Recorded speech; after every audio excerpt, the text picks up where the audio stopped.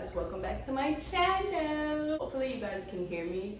I am gonna try every different setup in here until I like one. So today we're gonna sit on the couch. I was gonna let a little bit of light come in, but then I'm like, for what we're talking about, the darkness is fitting. Today we're gonna talk about something that's long overdue since, like, those of you who are here from TikTok, you guys have been asking for this question since I first blew up, like, what, maybe 2 months ago? I'm a witch, what now? A lot of people did my trending challenge on TikTok, and now everybody is kind of curious as to if this is a part of your spiritual journey. So hopefully I can help you answer that, and everything in this video can help answer questions that I don't have enough time on TikTok to answer, because you know you can't make long videos. I already went over TikTok. I just really jumped on a trend and it went crazy. 1.1 million views, and I did not think it was gonna go that crazy, but it did. Now it brought up so many questions. What is witchcraft? How do I start? How do I know I'm a witch? All kinds of stuff. So in this video we're gonna go over all of that. It might be a little lengthy. If this is not for you and you're like, I don't give a fuck, then please just move on. I don't want to bore anybody. Bueller.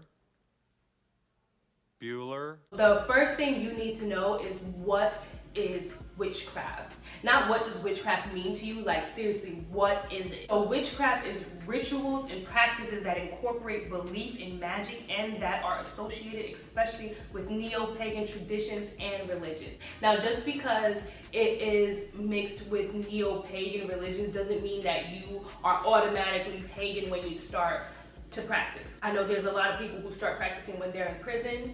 That is called high magic.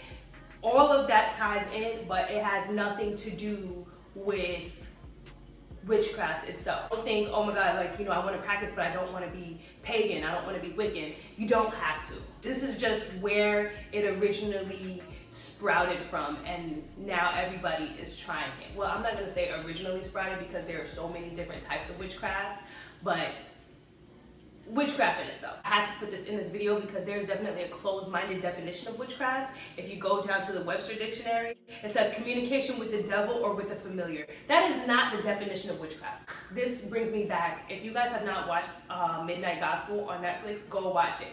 There is, I think it's the 3rd episode, where he talks about magic in itself, and he talks about how everything ties in with magic, meditation, the way you live, how you practice, everything. It's not generally what you're doing, it's who is doing the work. You can give anybody, you know, a key and you not knowing that that person's a mass murderer, you know what I'm saying? It just depends on what this person does with the key. You could have turned the door and just went in there, did your thing, probably stole a little something. If that's who you are, then that's that. But if you choose to open somebody's door and like murder a whole family, then that is just the kind of person that you are. You know, you understand?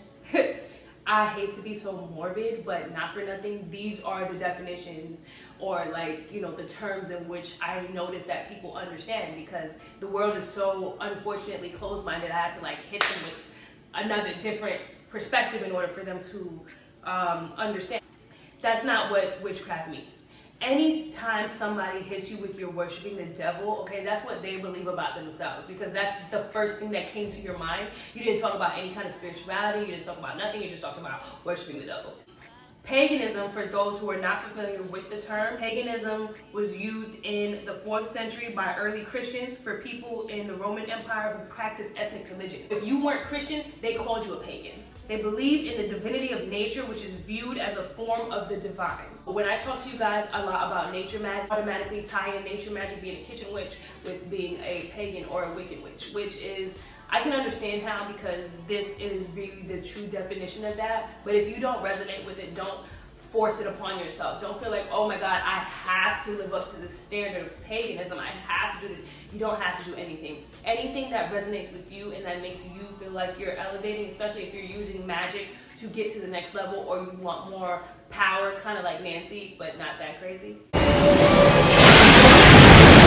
You want more power and you're trying to elevate yourself. It's like, it's a whole different thing. You're taking in you know, the spirits of the trees. You're taking in, you know, the deity that you want to work with. You're just taking in all that to create and make yourself and your environment. And not for nothing, the number one in all magic is to help people.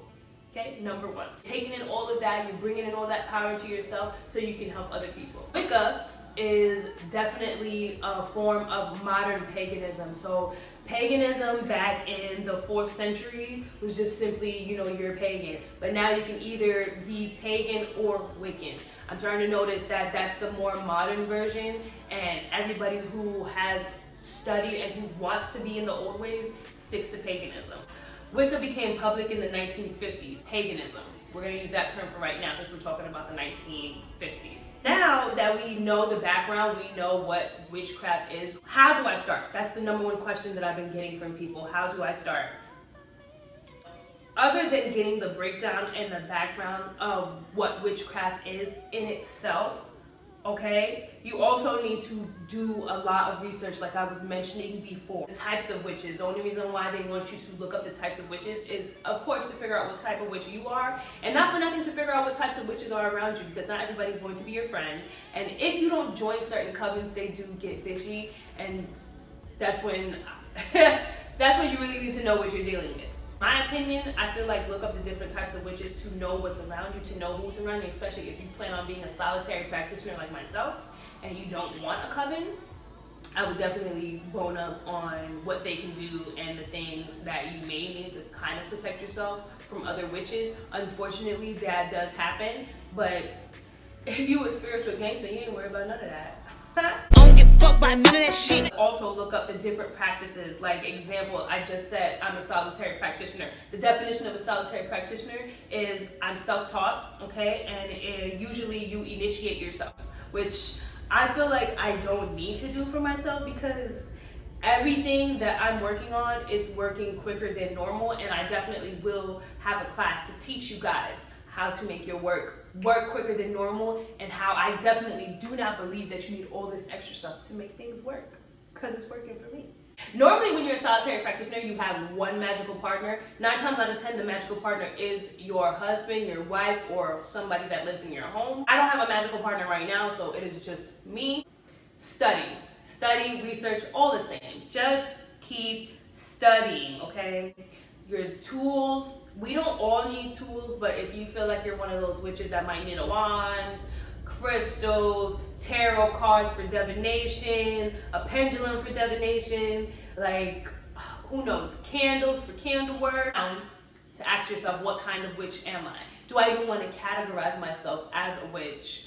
Or do I even want to label myself as a witch? Most people don't like to label themselves, but there are so many different kinds, like I mentioned before. Kitchen witch, hedge witches, there's crystal witches, there's so many different kinds. You guys definitely need to look that up, because you might run into a glamour witch and have no idea what she can do, and you want to know more about her practice. Glamour witches are very, very friendly people. I'm noticing they're so willing to give you some spells to make you beautiful.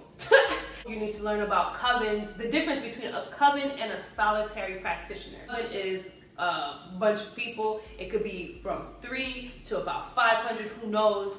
It just depends on how that coven decides to work with each other. As opposed to being by yourself, you don't really have to make that commitment. Nobody tells you when to, do these practices. Nobody tells you when to, do a spell, when you have to meet up, none of that. That's normally things that you have to do within your coven. Solitary practice as well too, you learn from your own self-experiences. It's kind of like trial and error for me.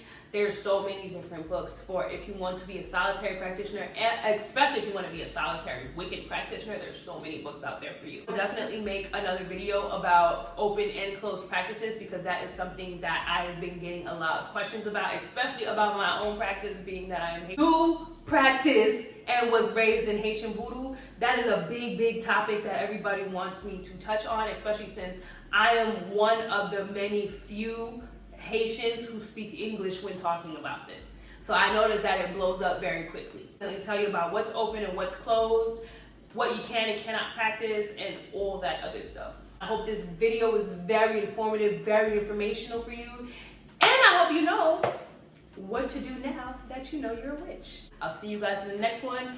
Peace and many blessings. Deuces.